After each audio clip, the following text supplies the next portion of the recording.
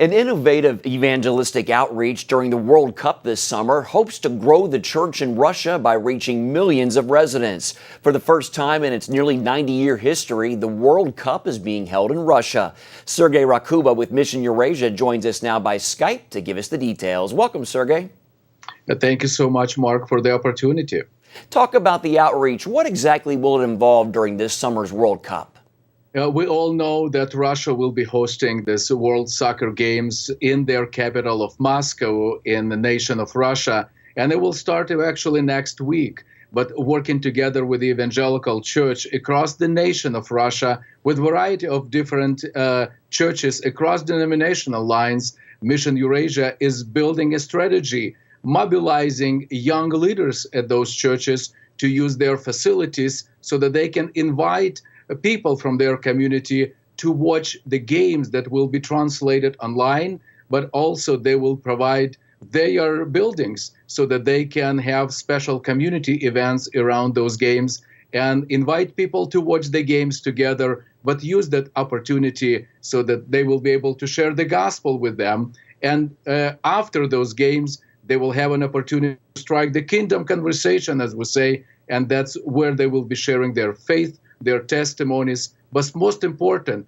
they will be able to put a printed copy of a scripture into the hands of people, families that will join them for those events to view the games at their churches during the World Soccer Cup in Russia. Now, I understand missionary activity has been restricted by legislation passed in 2016 there in Russia. Talk about that legislation, and do you think it's going to affect the outreach? Actually, it's a concern, and I like all evangelical believers around the world to pray for the national church in Russia. Yes, there are some restrictions recently posted on their evangelical or evangelism outreach outside of their walls. And so-called the Yarovaya package law, that's when they don't allow believers outside of their churches to share their faith. That's why this strategy around the world Cup games is involved so that people will be invited to their officially registered church buildings where they will have their events, where they are allowed to have outreach, and there where we'll be able to share the gospel with them. Young Russian believers are going to play a key part. Talk a little bit more about what role they will play and why it's important to get the next generation involved.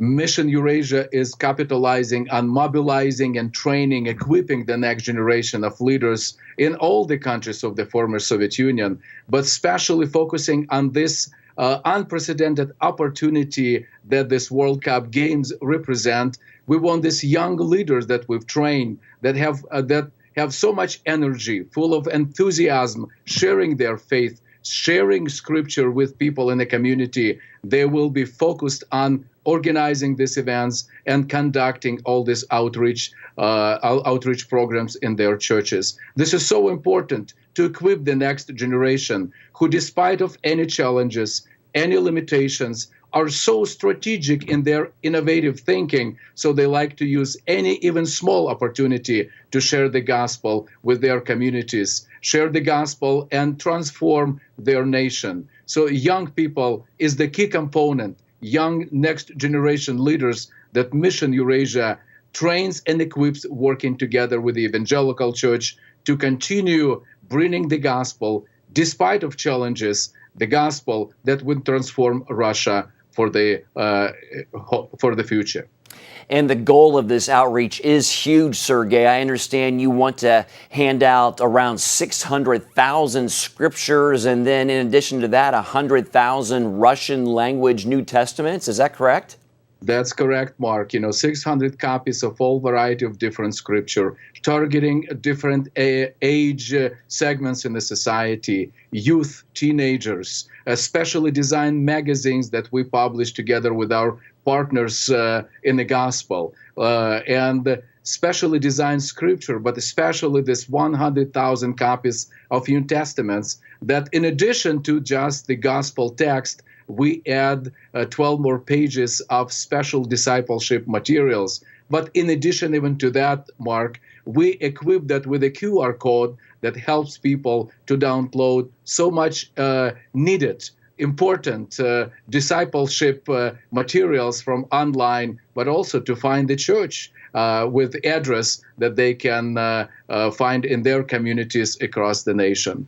So yes, the goal is huge. 600,000 copies will be printed. We still need to have some resources to finish this printing 100,000 copies of New Testaments, and we would hugely appreciate people to partner with us. We have a matching grant, so that was challenged to us by one of our partnering organizations. Still need some funds and would hugely appreciate people to help us. But 600,000 copies will be placed into the hands of people, families across nation in all those major cities. And we believe that about 3 million people will be impacted altogether during this World Cup games if all this work together.